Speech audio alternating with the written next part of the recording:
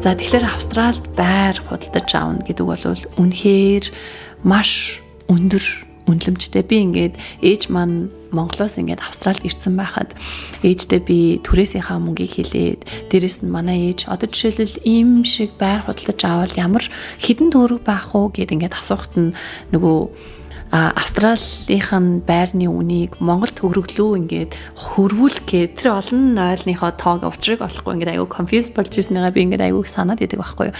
Яагаад вэ гэхээр Австралид ер нь бол ингээд дундаж байрны үн одоо ингээд Мельбурн, Сидней, Брисбен гээд ингээд харах юм бол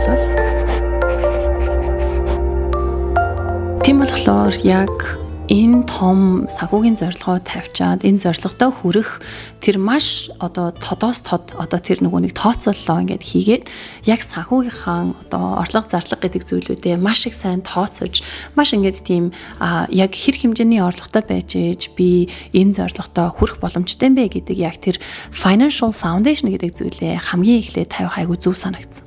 Тийм учраас ерөөсөө тухайн мөчөөс тэ одоо ингээд 6 жилийн өмнөөс ахуулаад нөхөр битэрийн олж байсан орлого болгонд те биднэрт орж ирж байгаа орлого болгонд доллар болгонд ингээд зорилго байна гэсэн үг. За тэгээд энийг бол ингээд маш гоё ингээд системжүүлээд ингээд яг яаж одоо мөнгөө те байгаа мөнгөө хурдан хугацаанд өсгөх вэ гэдэг стратегиэр бид яг ингээд ажиллаж эхэлж исэн байхгүй.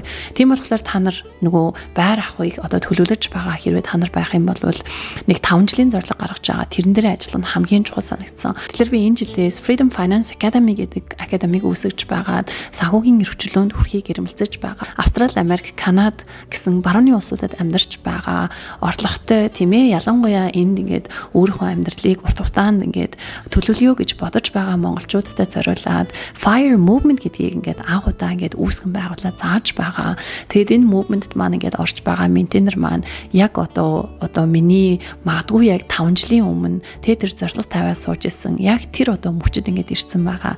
Тийм болохоор бид нар яг тэр урт хугацааных нь амьдарч байгаа улсдаа байр орон сууцтай болъё. Эсвэл санхүүгийн эрхчлөөнд ерөнхийдөө хүрье гэж ингэж тэмүүлж байгаа болвол миний энэ 2027 оны програмын одоо суух хүсэлтэй те ерөнхийдөө бол энэ талаарх мэдээлэл авах хүсэлтэй энэ видеоны доор description дотор хийсэн байгаа линкээр ороод чимэн өөрийнхөө имэйлээр ингээд бүртгүүлээрэй.